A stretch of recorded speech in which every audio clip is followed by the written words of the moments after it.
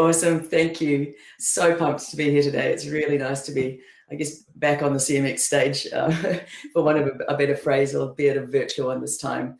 I'm especially stoked to have the opportunity to talk about remote work because it's been something that's been close to my heart for a long time now, and it's something that I really think is one of the few things, not the few things, it's one of the things that you gain experience over time, and you can Google stuff, you can look it up, but it's that experience from actually like being in the weeds that is really valuable. So I'm really stoked to be able to share some of that with you today. And for those of you that haven't crossed paths with me before, as Anne-Marie said, I'm Hawk. I'm actually newly minted COO of Discourse these days. And we built a community platform that primarily aims to encourage people in a just-in-time manner to be their best online selves.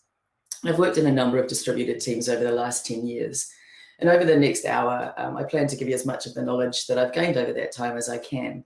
I have to apologize for my croaky voice because it's 6:30 in the morning. I've just rolled out of bed. You'll see the sun come up behind me shortly, but that is part of the beauty of remote work.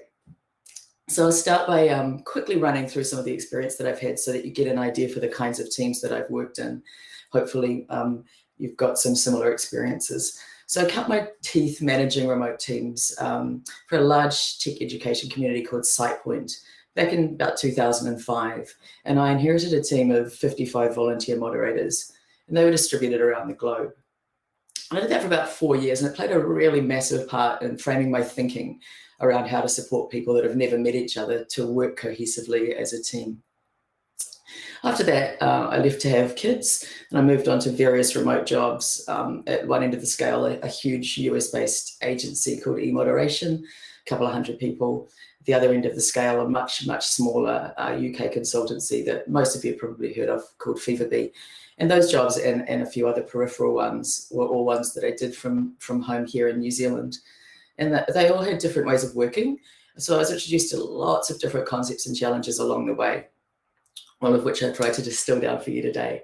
The last 4 years for me have been at Discourse, where we build and manage a product that some of you have had experience of. And I manage a team of about 20 technical advocates, and they build and support the product. And we're part of a large organization of almost 60, and everyone is fully remote, working from their homes around the world. I think we're in about 17 or 18 countries now. But arguably the most relevant experience is actually my experience in building Discourse. Because as a platform for community building, it's specifically focused on helping people work together in different locations. So we spend a lot of time thinking about what that means and building tooling for it. And it is indeed the platform that we use ourselves at Discourse for staying connected.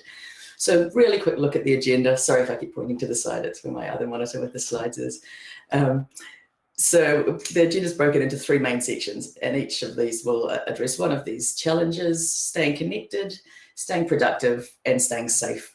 And you need to support your team successfully in each of those areas if you want them to work efficiently and effectively together.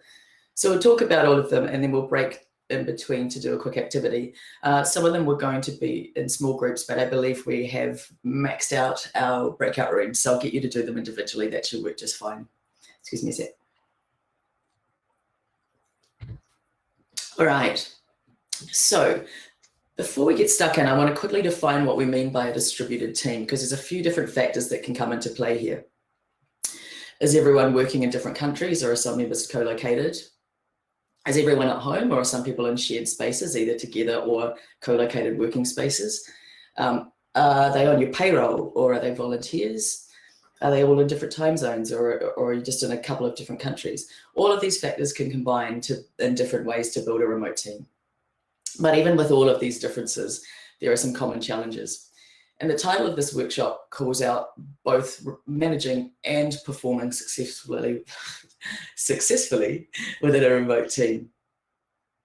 And because in my opinion, in order to effectively manage a remote team, you understand really what it feels like to work effectively and perform effectively within one. So today I want to explore both sides of that coin. I'm not going to spend much time on the known challenges of remote working, like get out of your pajamas in the morning, have a shower and start your day like you'd be going to work, because you guys can look those up online. This workshop is really specifically about bringing remote or distributed individuals together to work as a team. Usually this is where I'd ask what everyone else's situation is, with a show of hands. It's going to be a bit tricky. So maybe we'll use the chat. If you manage a remote team, drop a thumbs up emoji into the chat. I'll check these in the first breakout. If you currently work in a remote team but don't manage one, maybe go for a wave emoji. And if you're just here because there weren't any other relevant workshops, that's sweet as. Hopefully you learn something. You never know what your future's going to look like. All right, so let's get stuck in. Staying connected. This is the undisputed champion when it comes to the challenges of distributed work. So a distributed workforce really intensifies the general premises of management anyway. Everything's slightly amplified, and nothing more so than siloed working. So in order to effectively function as a distributed team, you need to feel like you are a team. And team members have to feel connected to each other, but also really connected to you, because you're the glue as their manager that holds the team together. And they take their lead and they take their direction from you. You set the tone, and it's really crucial to get that right from the start. It's okay to learn along the way, but that's the thing you want to focus on getting right at the start, because it's quite hard to come back from. It can take longer to get to know people in a distributed workforce. So for a while, power imbalances can feel greater, and you need to find ways to temper that. And it probably won't surprise you to know that the way to getting that right is communication. So let's dig into communication a little bit. First of all, we'll look at where it happens, because that's really fundamental. And research has showed us that one of the biggest gripes about remote working is bad tooling. What a time. So channels of communication. One of the key things to getting this right is to select the right tools. In my experience, you really only need 3 things here which work together, because what we're trying to do is emulate the main aspects of the structure of working together in a shared office. So those things are a quick chat channel for your ephemeral communication. And that's somewhere that people can jump onto for quick answers, offload stress, react, jump on it, say, man, I just had a shitty morning, whatever. That's your water cooler, your chat. At Discourse, we use Mattermost. You could use Slack. Any chat interface is fine. Your second tool is a face-to-face tool for real-time visual communication. So we use Google Meet, Zoom, whatever, something that you can have those video calls with.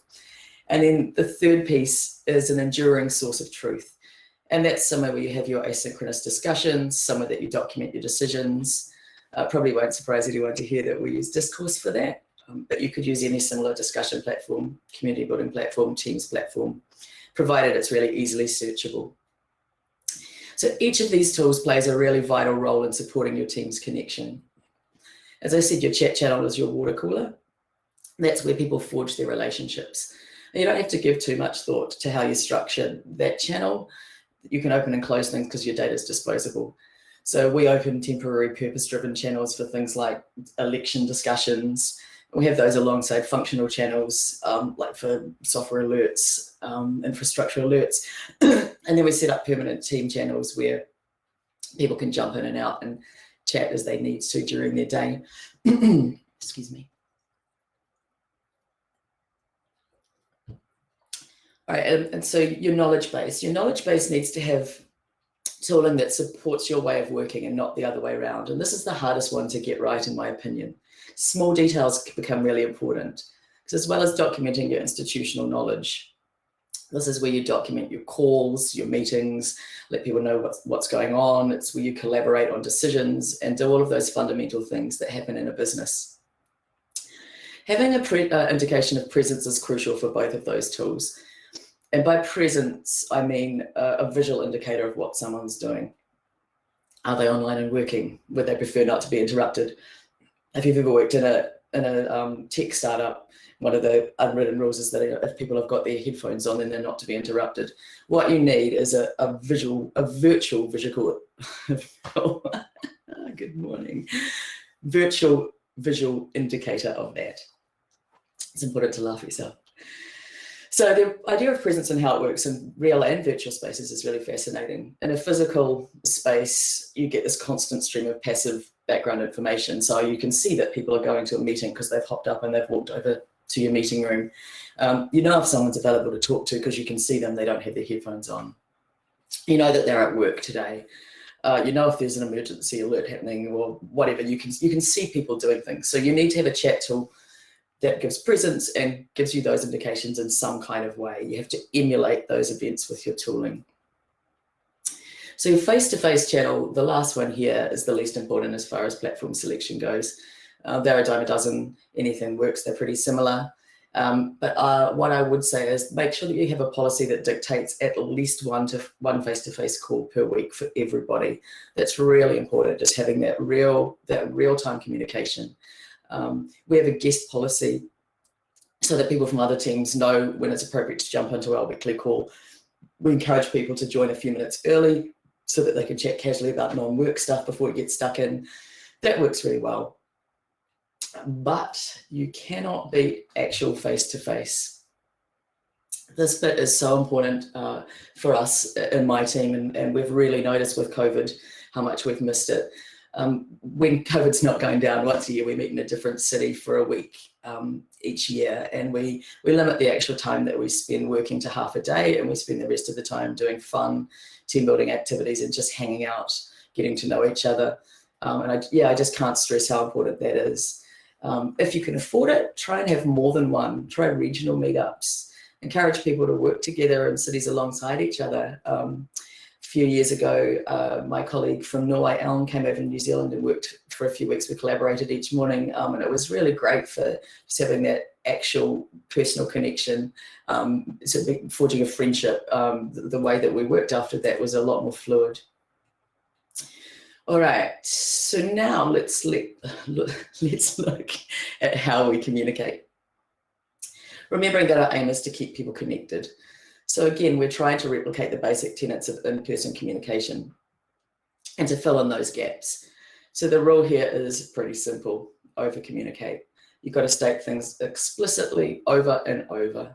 Because when you're not in the same room as somebody, you can't rely on their body language to support your ideas, and you can't see their reactions. So like when we're having a face-to-face conversation with somebody, those reactions or lack of them tend to be the impetus for repeating ourselves or for clarifying our position. But if you can't see those reactions, you've just got to assume that you have to keep repeating yourself. The other thing about body language is that it gives context, conveys emotion, obviously, and you don't get that when you're reading. So like when I'm under pressure, I'll quite often just throw out a quick response that can come across as curt, and I've had people react quite badly when I thought I was just giving them a really simple, straightforward instruction. So you've got to think about how you use your words and how you phrase things. And on the flip side, you've got to assume no malice. But as community managers, we're all over that. It's sometimes easy to forget, though, when you're just in your day-to-day communicative state as opposed to actually doing community management tasks. So be mindful of the words and how you use them. The other thing is that you can't be sure that everyone's actually read your words while they're focused. So your really important message might have been something that you wrote down and they read while their kid was having a tantrum outside or their cat was having a fight. Something that if you know that you're communicating something that's like vitally important, you need to get people to give you an indication that they've read and absorbed it. Get them to click and confirm something. We learned this lesson when we were first going for our SOC 2 accreditation a few years ago. We had all these new internal policies that I'd written. I'd spent hours crafting these beautiful blocks of words, and people had to accept them for compliance, but I needed a way to indicate, outside of seeing that they'd looked at it, that they'd actually read my words and understood them. So we created a policy for a plugin for an internal policy acceptance, which means that somebody has to click it to say that they've read and not skimmed what I've written, and that's been super helpful for us. So sometimes having that feedback loop is really helpful. You've got to treat it with respect. You don't want it to be like terms of service where people just check the box and say yes without even reading. But it can be very valuable. Excuse me. But it's not just what we say that matters. Silence or a lack of written response can mean lots of things in different contexts. I agree with you. I strongly disagree with you. I couldn't care less what you're saying. I haven't seen this because I'm not at my keyboard. I don't know how to address this sensitive issue. I'm super busy, so I'll come back to this later. I didn't realize you wanted a response from me. When we take body language out of the picture, it becomes much more difficult to communicate those nuances. And some people, it's easier to just ignore the issue. This can have a flow-on effect for people. Uncertainty about what that silence means for whatever reason can make it difficult to know when a decision has been made. So sometimes things can drag out and decisions don't get made quite as efficiently as they would if you were in the same room. So in our team, I learned a lesson a while back. A like on Discourse is assumed to be tacit agreement. Yep, I've seen this, you can go ahead. But I realized a while back that as new people are joining our team, and they didn't have the same experience using the platform and with the way we communicate, that nuance was lost. So people were waiting for an explicit instruction. And when it didn't come, they found themselves feeling a bit lost or a bit disconnected. So developing really clear expectations about how your team will communicate is crucial, and remembering that as things change over time, you need to keep going back and revisiting that communication for people that have joined later. Obviously, so far, all of the communication that I've been talking about is in written form. You've got to be a skilled writer to be a good remote leader. You need to motivate and excite people with your words. You need to get them to buy into your vision. I write about everything from deal negotiations to new ideas and experiments to thoughts on competitors, thoughts about the future of our team, thoughts about the future of the business. If I think it, I write it. It's really important to keep everybody close, keep everybody along with your journey as you're thinking, and using really clear, concise writing to communicate your ideas is important to keep everyone on that same page. If you start writing massive walls of text, you're going to lose your audience fast. Then you get stuck in that expectation loop where you've communicated something to them with the expectation that they're now on board, but maybe they're not. Which leads me to another point, that maybe something else was going on for them at that particular time and you can't see it, but it could be affecting their ability to do the job. So we need to lead with empathy. This obviously goes for all forms of management, not just remote management, but there are nuances when people are distributed. As well as thinking about what tasks to assign or what directives to set people, you have to think about what might be going on for them at home. You don't have the same visibility that on-site managers have.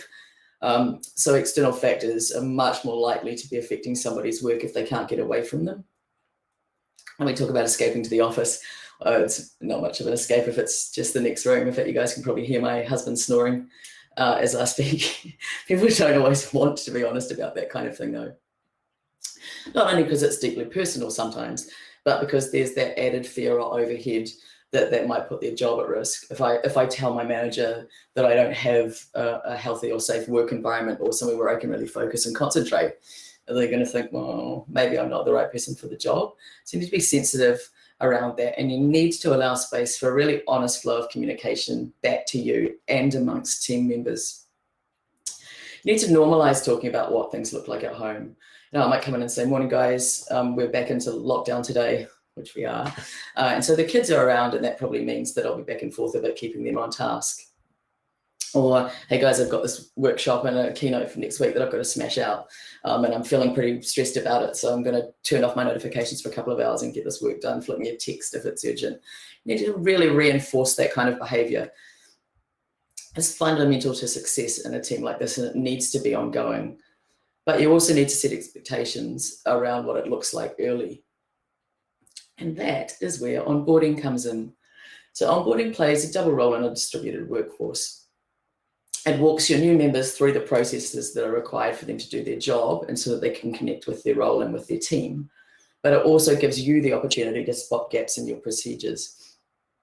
So we designed an onboarding journey at Discourse years ago. But things have changed incrementally. They change incrementally every single day. Your systems change, your processes change, your values change. So have an onboarding checklist that includes all of those functional bits, access to your systems, introductions to processes and key staff members, as well as the social bits. So assign an onboarding buddy or a work best friend, it's a cute name for it. And direct people to post an introduction, which gives some sort of self-disclosure things so that other team members can get a chance to kind of form a personal connection. All of those things that we try and do when we get somebody to join a community, because frankly, that's what this is, right? This is an internal community. We're really good at this stuff.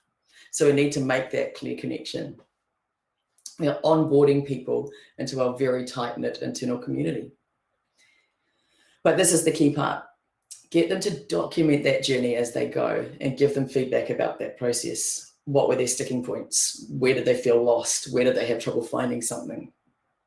Encourage them to do that and reward their behavior when they do, because it's really hard giving feedback to a brand new group of colleagues, right? You feel like you're criticizing them, especially when it's their processes that you're talking about. And here's my pro tip. Go back and do that process yourself once a year. It'll trigger memories about how you felt. Try and remember what freaked you out, what was hard, what was scary, what couldn't you find.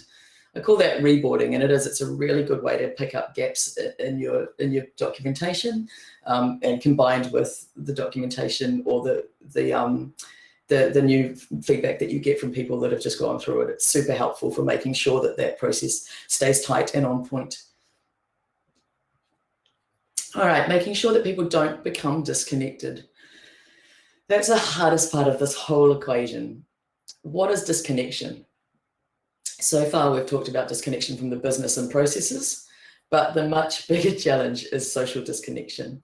People don't have the same relationships that you get when you have lunch with your work best friend every day. And that divide gets greater when people are, if not everyone is remote.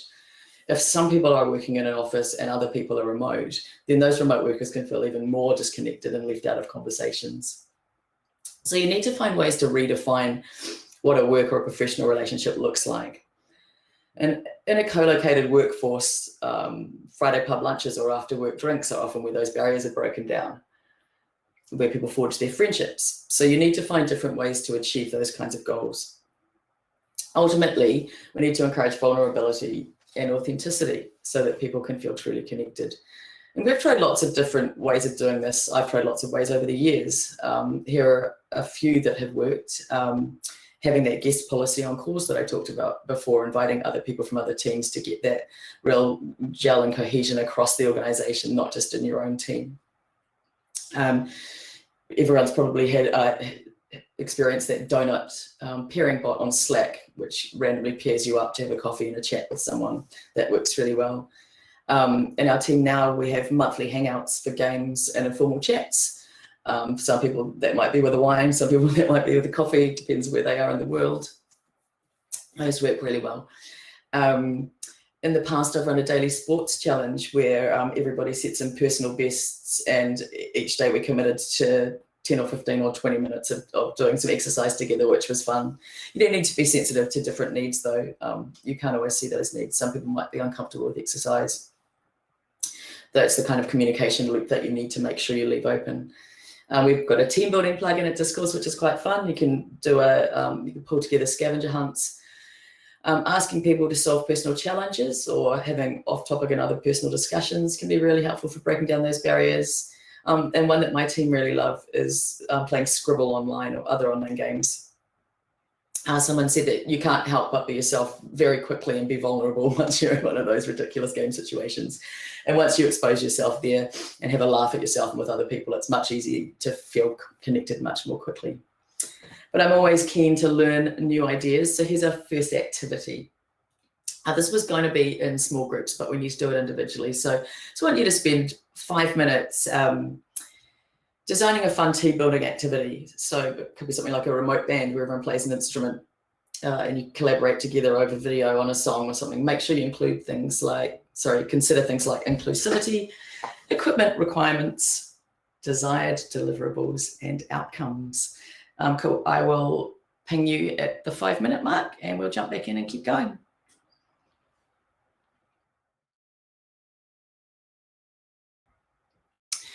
All right, I think we're good to go.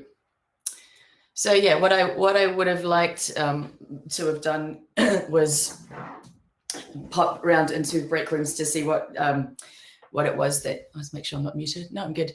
To see what it was that you guys were working on and to pick your brains on your ideas, but hopefully we will be able to connect afterwards. or possibly have time in the questions to go over what you did.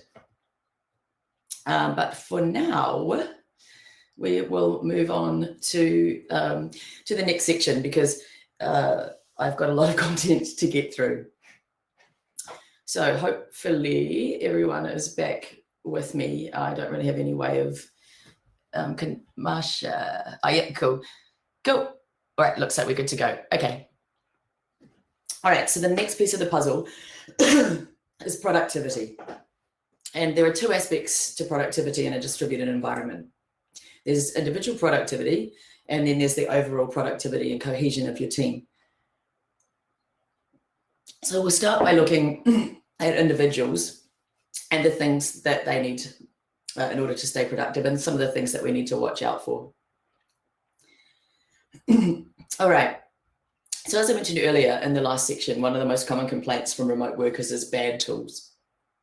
And this could mean software, which we've already touched on, or hardware, which we'll talk about a little bit now. So you need to buy your team members really good tech. You need to let them choose their device and don't lock those down. In a remote environment, you just have to trust people.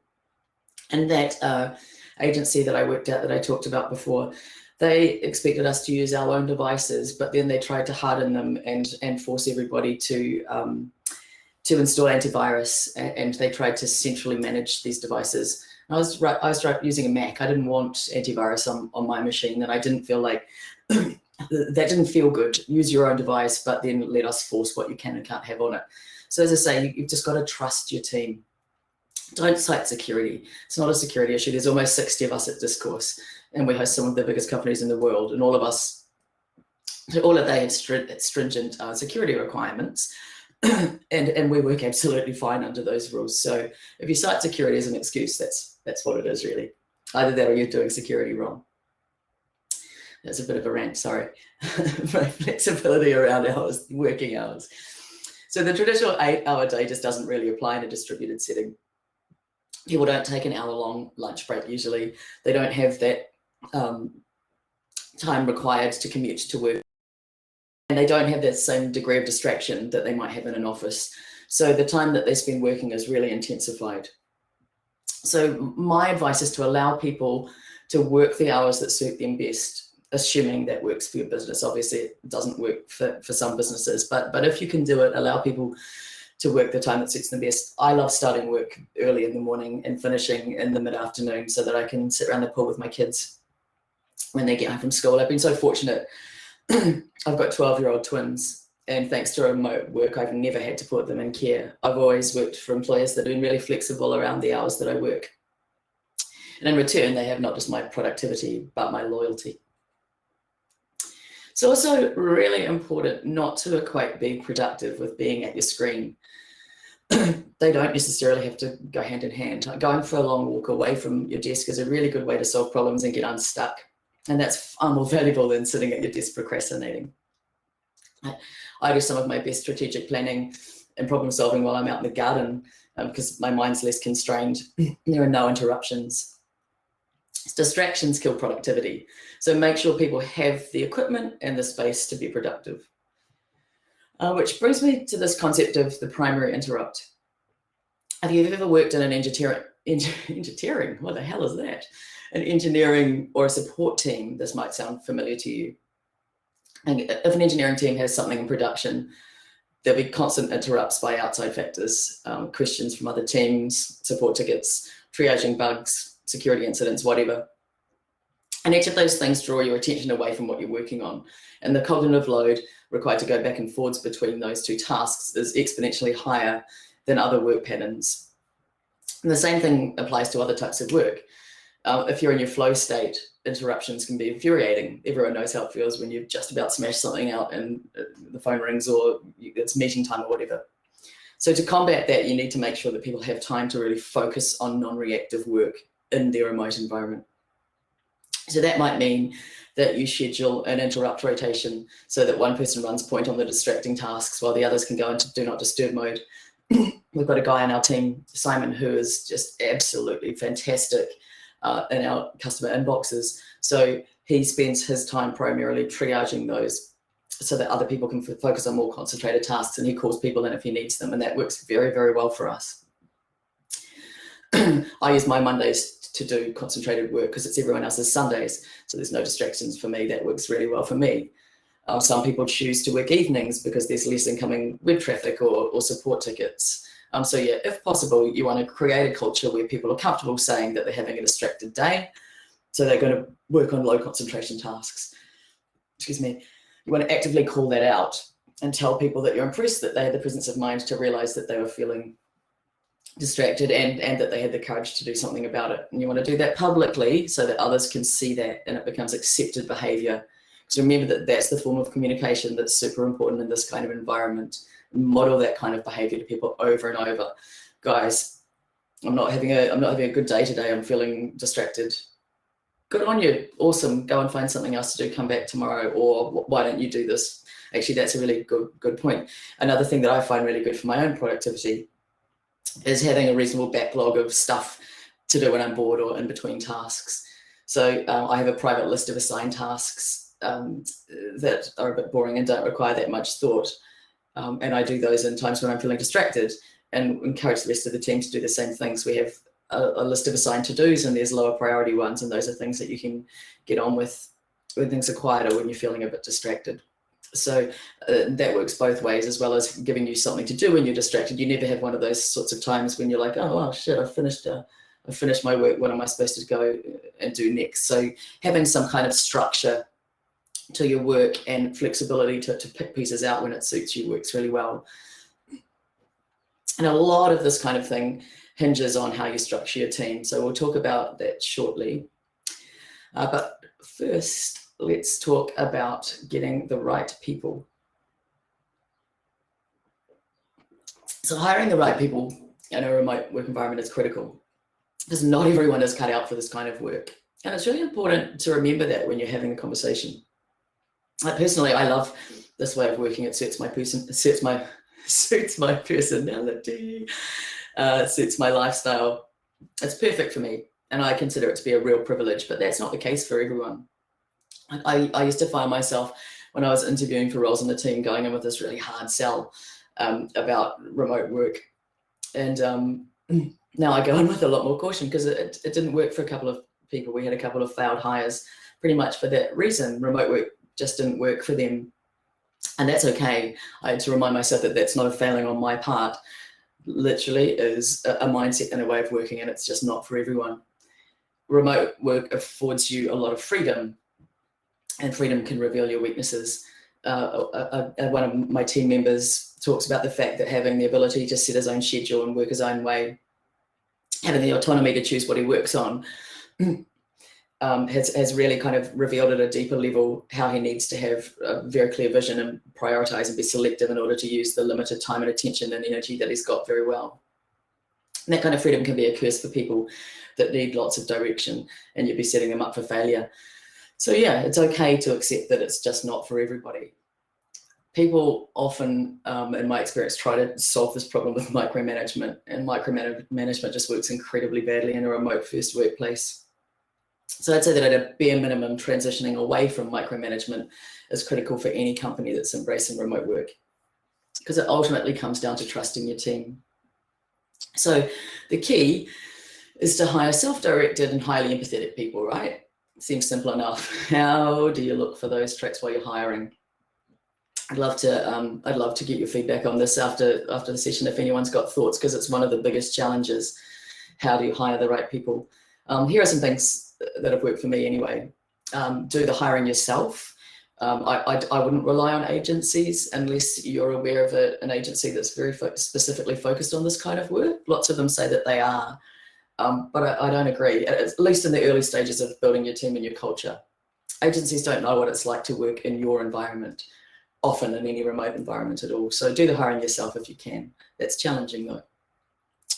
Use audition projects as a way for both sides to decide whether they have what it takes to be part of your team. Make sure you pay people for audition. You shouldn't ever ask people to spend time working on anything without remuneration. Have potential hires jump on a call with a couple of other people from your team so that they can ask different questions. get a feel for how how people work together, and sort of get a bit of a more honest feedback around what it's like to work for you, what it's like to be in the team. Set really clear expectations around timelines and communication, and see how well people follow those processes during the hiring process, even how communicative they are. That's often a key for us. If somebody doesn't respond in a timely fashion to the email communication that we're having during the hiring process, it implies to me that they're perhaps not going to be on the same cadence as me if I hire them. But mostly trust your gut. The only 2 failed hires that I've had were people that were kind of pushed onto me against my better judgment, and I had red flags and I ignored them. So if you have a red flag and you ignore it, that's on you. You need to be able to connect with people on your team. All right, the next piece of the puzzle is team structure. Oh, I've jumped ahead a slide. Team structure. All right, there's no one size fits all here, but I would say that the key thing to remember when you're building out a network of people that can support each other is that you are building them out. So you are building your team to support each other to be productive, as well as getting on with their own work. So they need to be people that like to focus and work, but they need to be people that enjoy working as a team, because as I said at the very beginning, in this environment, everything is amplified. So we need to find people that have the skills to do the job, the skills to work in this kind of environment as well. So in good news, remote work gives us a much greater pool from which to hire, right? We have people, we hire people from all around the world. And that means that we can take advantage of time zones for coverage, which is really great, but it has additional challenges, especially when it comes to trying to keep everyone connected. I'd love nothing more than to jump on a call and have a glass of wine with my team on a Friday night, but it's Thursday morning for most of them. It's actually, that's not true. It's Friday morning for some of them. Anyway, it just doesn't work. So there can be lots of challenges about working globally. Working globally and cross-culturally can also really complicate communication, which can in turn create divides and cohorts or disconnects. So you need to be careful of that. We love to find ways to really celebrate that. So have off-topic conversations about food, religion, if that's comfortable, or holiday rituals, celebration topics in different cultures, photos from your hometown, all of that kind of thing. So really celebrating that cross-cultural global diversity. The other really good thing about having people from different cultures and stuff is that it has the added productivity benefit of holidays, different holidays. So we've got people in our team that don't celebrate Christmas, so they're able to work through that holiday period where most of us are off, and in turn we can work through their special holidays. So there's no downtime, which is an added bonus. All right, let's look at a couple of important principles now. Excuse me a sec. So in remote teams, being asynchronous or async first is a pretty important principle. Anyone in the company should be able to jump on and catch up with anything that's gone down within 24 hours and be able to contribute substantially to the decision making. So in our team, what we find works really well is this recipe of one weekly meeting plus collaboratively edited call notes or meeting notes afterwards that we have in that source of truth that I talked about before, in our case, Discourse. That recipe works really well for planning tasks. And we then use async communication to complete the required work. So have your call, share the meeting notes, collaborate, and then everything after that is async. So finding ways to share both types of knowledge effectively is really crucial in this kind of environment. So you're real time and then you're async. Anyone should be able to catch up very, very easily. So I've structured my team so that there's an Americas APAC cohort, and then there's an Indian and EU cohort. And that gives us round-the-clock coverage for our customers. But it also means that we need to be really careful about documenting everything so that other team members can pick up where we left off. And then I have a monthly face-to-face with the EU team lead so that I can make sure that he's got, he's on top of everything that's going on. He can pass things on to his team so that we don't have that kind of disconnect between cohorts. And then we have a quarterly catch-up with the entire team. And then, as well as those things, there's that extra mesh of the fun games that people are playing online, or the cross team meetings, the guest policy stuff. So all of that connection, but make sure that you have your async communication down pat. You also need to find ways to be able to have visibility of everyone's workload, because there's very little hands-on management, right? We had an issue a while back where some people didn't feel like they could take a holiday without putting the rest of the team under too much pressure, but I wasn't even aware of that because nobody had told me. So I wasn't looking for a solution, which obviously was hiring more. So that kind of communication is really crucial in remote teams. You need to check in frequently and make sure that the communication goes both ways. Remind people that you can't read their minds, but make sure that your door's always open and they feel comfortable coming to you with that kind of feedback.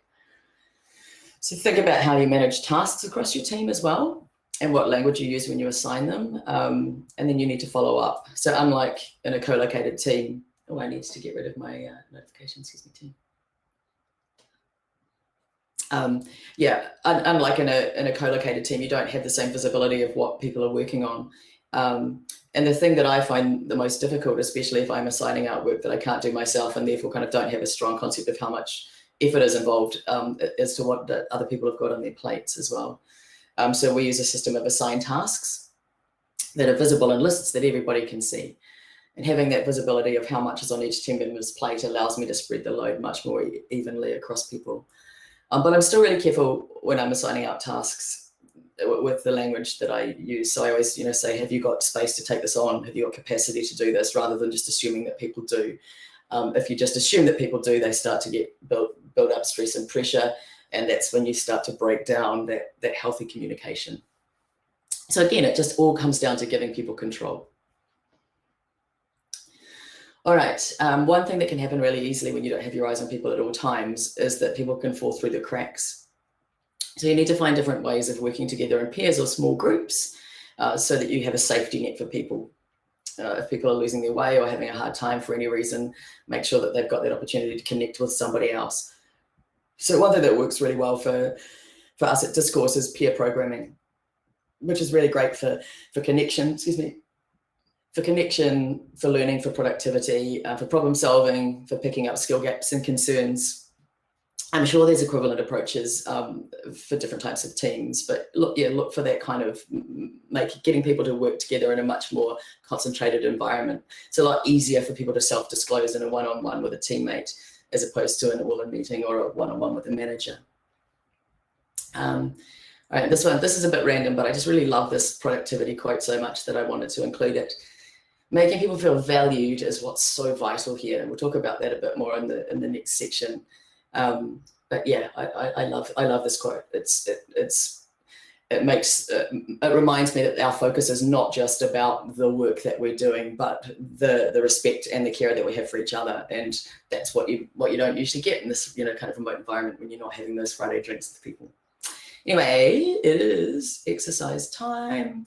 So, all right, so for this one, I want you to do it individually again, spend 5 minutes designing an onboarding process that ensures that your new team members have all the tools and information that they need to get started and be productive.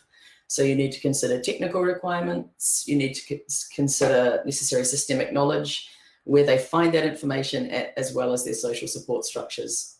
So systemic knowledge, technical requirements, and support structures. And think about the best way to deliver that for your team. I will ping you in 5 minutes.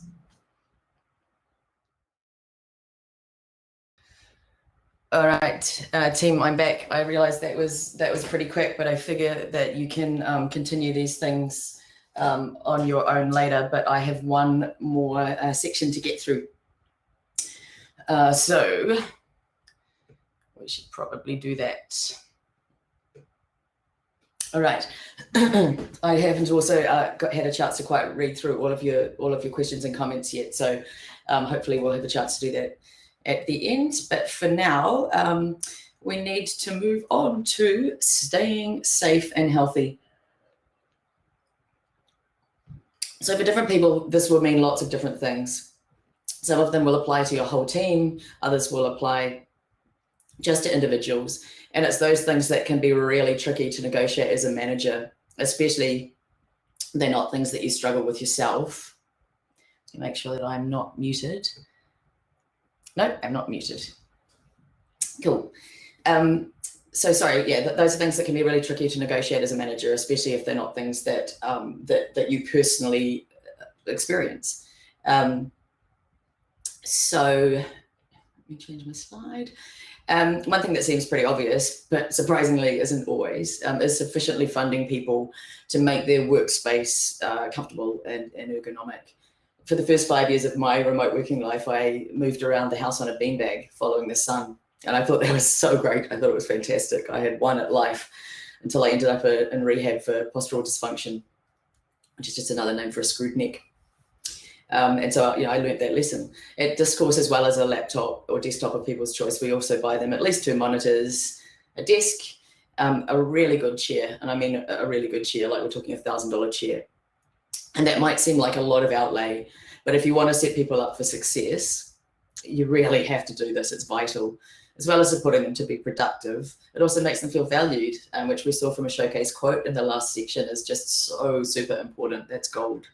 So if you have the budget, I'd also give people the opportunity or the choice to work in a co-located office for some of their week.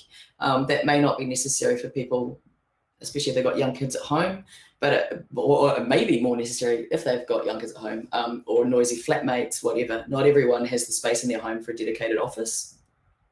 And you can't expect the same degree of productivity from people if they're working from their bedroom or from the kitchen table. I know that under COVID, a lot of us have learned how to do that, but it's just not the same. You do not get the same quality of work. One thing that I've learned as our team has become more globally diverse is that fair isn't always the same as equal. The availability of equipment differs from country to country, as does the quality of things like internet connection. One of my team lives in Nigeria, and he was having issues with the reliability of his power supply, so we helped him fund a generator. Most people have no need for a generator, but it was a game changer for him.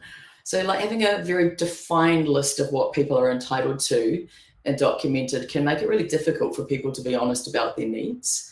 I remember that most people naturally feel a bit nervous or a bit awkward asking for things for themselves.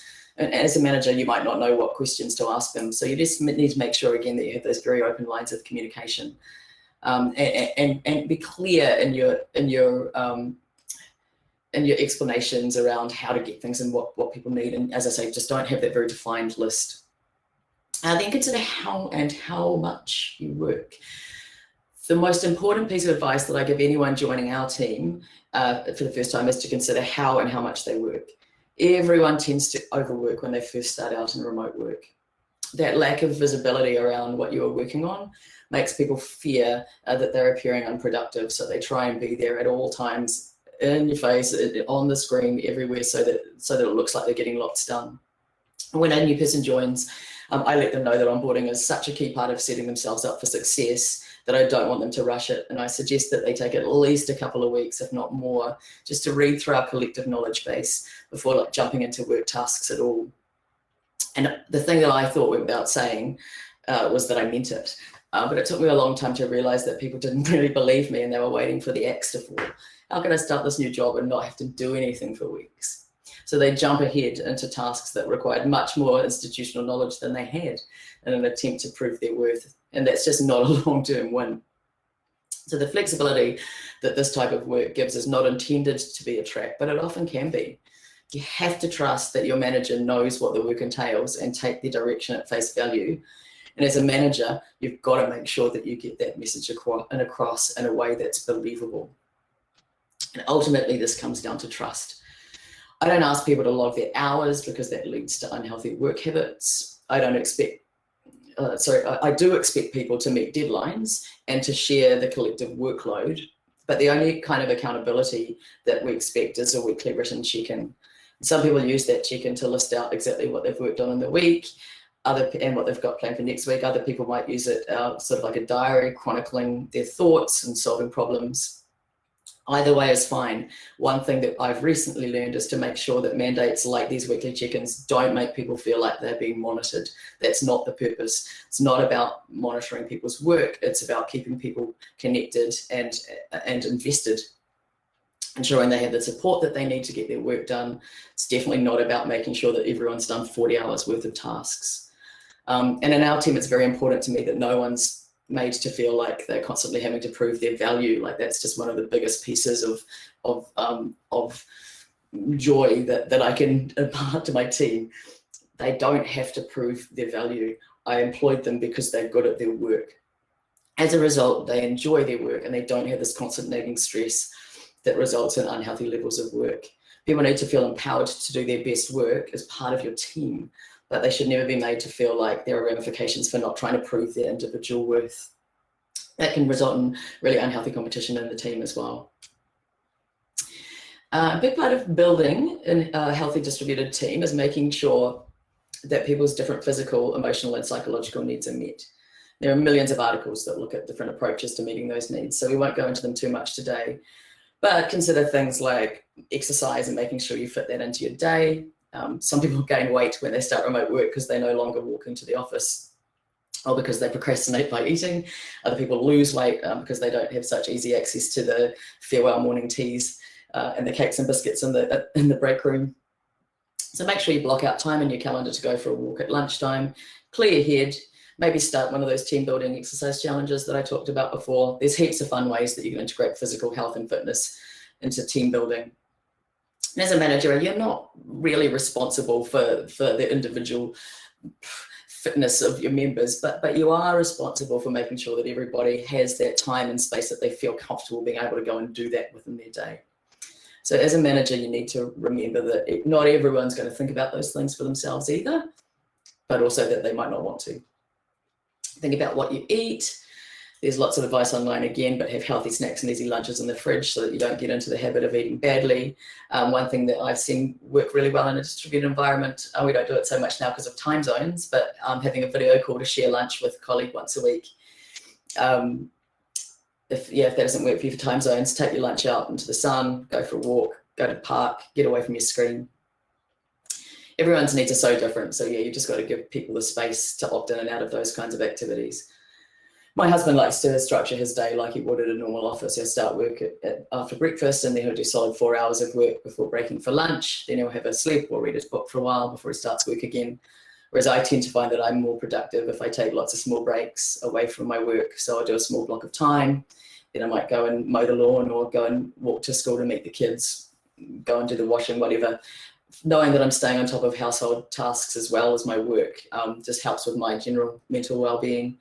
If I don't feel in control of all aspects of my life, it's really hard to concentrate on my work.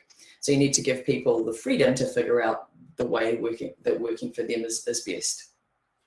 I have 2 part-time jobs. I work as a group fitness instructor at my gym. I teach classes a few times a week. And that takes me away from the house. It gives me time to socialize, keeps me on top of my own fitness, which is really good for my mental health. I volunteer once a week at the Children's Hospital up the road. That now allows me to connect with different people. And I come back to my desk feeling really motivated.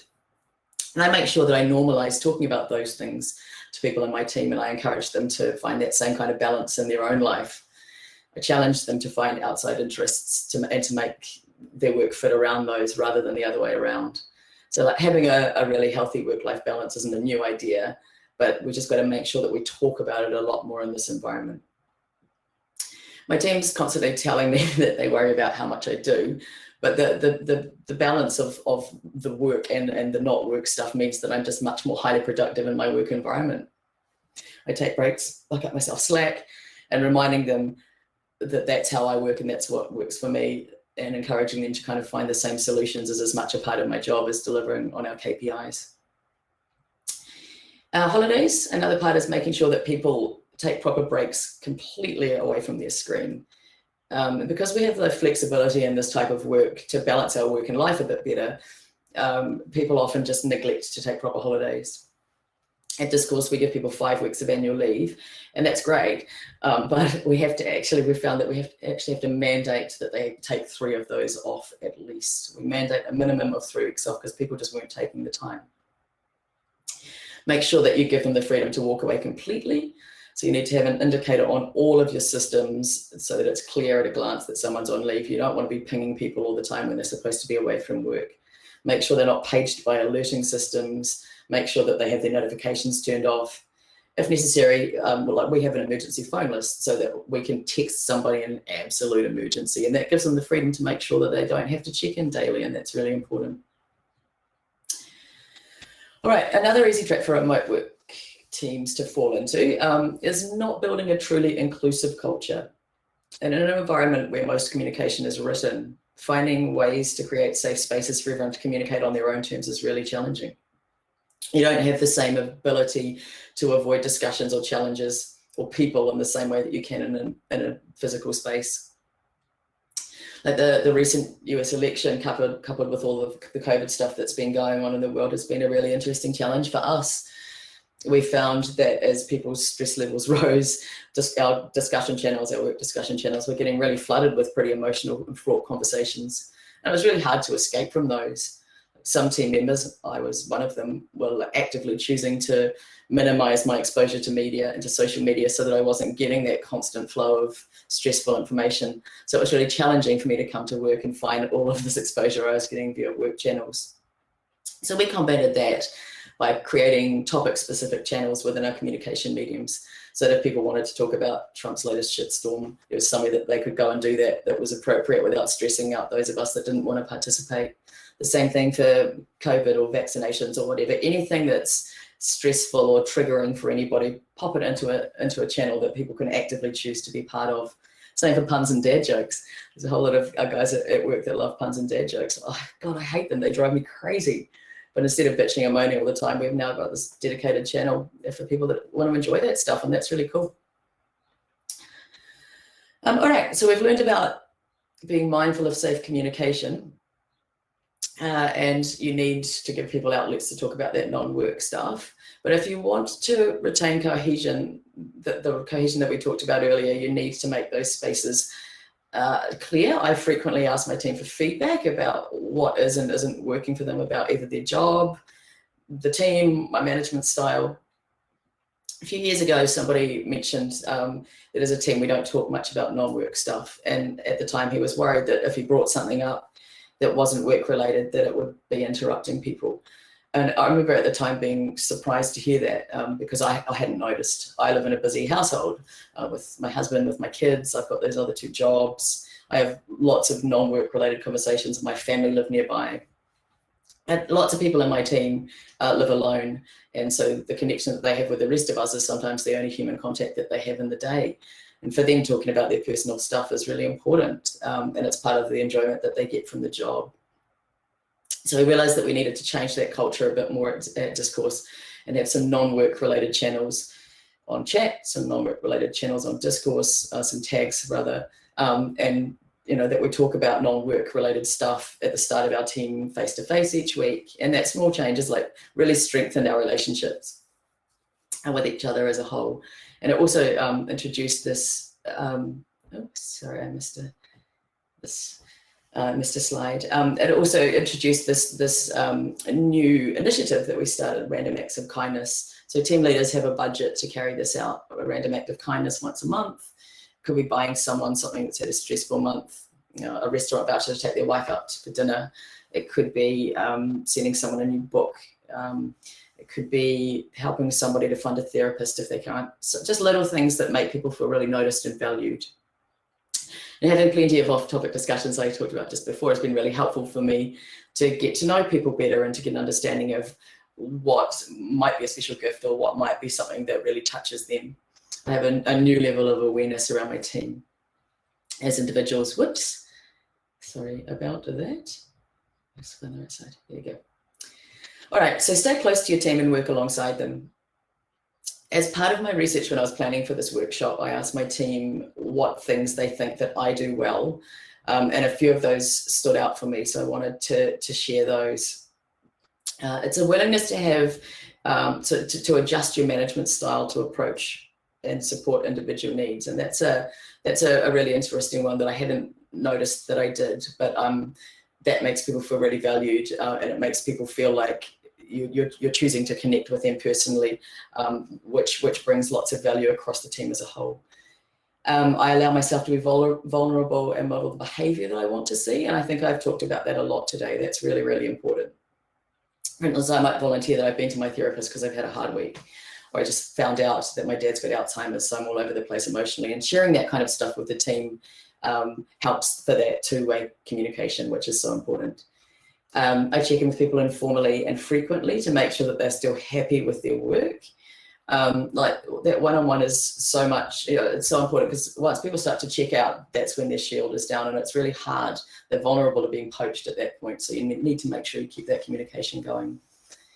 And I provide leadership, but I am also part of the team. So I don't ask people to do work that I wouldn't do myself. I love this quote, be the change that you want to see. It's certainly the one that I'm most proud of. So we're supposed to do another exercise now, but I do worry, Anne-Marie, that we might be out of time. So I'm wondering, could you let me know what you think? Anne-Marie, maybe we do this one for, have I run out of time? Shall we just leave people to do this themselves? Hi, Hawk. I would say, yeah, let's leave folks to do this one on their own. Right now we have some networking sessions open, but we can keep going for the next few minutes in here. I think this content is so interesting and folks are super engaged, and there's some great questions, so we can go a few minutes over. Cool. Before we do questions, I'll quickly say that my contact details are on the screen there, and I'm super happy for anyone to. I'll be around for the rest of this conference as well, but if anyone wants to hit me up anytime, I'm happy to share ideas. It's no biggie. But yeah, are there questions, Anne-Marie, that I should be answering now? No, you can continue with your content, and then we'll pick, I'd say 1 or 2 questions to wrap up with. Aside from my exercise, then I've pretty much done all my talking. So that was really just about whether people wanted to do this exercise, but they might as well do it some other time, since we're not actually sharing the results of those. Sounds great. So let me see the most upvoted question. We'll answer that, and then we'll hop over to the networking. Okay, looks like there's one question that got the most upvotes. How do you handle conflict in distributed teams? Yeah, that is a good one. Yeah, that is a good one. So it depends what the conflict's about. Usually you've already got, if you've been doing all of the other things that I talked about, you've got an idea of the type of people that you're dealing with anyway. And so you know that maybe person A is a bit more sensitive than person B, or you've seen the kind of miscommunications that might be happening, or a cause for it. So my first port of call is always to individually talk to the people involved, usually the person that came to me with the complaint in the first place. Have a chat and try and figure out if this is a case of miscommunication, or if this is literally a case of personality clash that you can't solve, and that's okay. And then depending on what the outcome of those individual conversations are, sometimes I encourage like a 3-way, if you like, a face-to-face video call, but not always. I find that the types of people that are working in these environments, like, we're much better at using our words now, and I think you'll find that most community managers anyway kind of would prefer to deal with conflict over written communication, because it gives you time to think through your words, and you don't have that, shoot from the hip. So yeah, so what I would ultimately say is chat to the people individually, make sure that there's not just a miscommunication issue. You probably do have to act as the judge and make a decision about what the outcome of the conflict is going to be, but then yeah, just give people space to have that individual conversation about it, but not necessarily enforce a face-to-face meeting. I hope that gives you some information. That's really great advice. And let's do one more. I see another one with a lot of upvotes. So you mentioned a lot about the importance of documentation and writing things down. So question from Alexandra, interested in learning about any resources you might have for those that struggle with writing, or those that don't like to write. Oh, that's a good question. And I don't personally have anyone, but I know someone that does. So what I can do is jump out and grab that information and post it back into the chat later. There's a couple of people in the team that are super interested in writing and written communication. So let me dig out some examples for you. I don't have anything off the top of my head. Awesome. Okay, that sounds great. So I think we'll end it there for the Q&A. Thank you so much to everybody else who put questions. Hawk, thank you so much for conducting this session. It was so useful. So much great information. That's amazing. I love that. Opposite for me, the sun has come down where I am. So folks, thank you so much for joining this session. See you in the I'll read through everyone's questions now as well, and let anyone know what I can from those.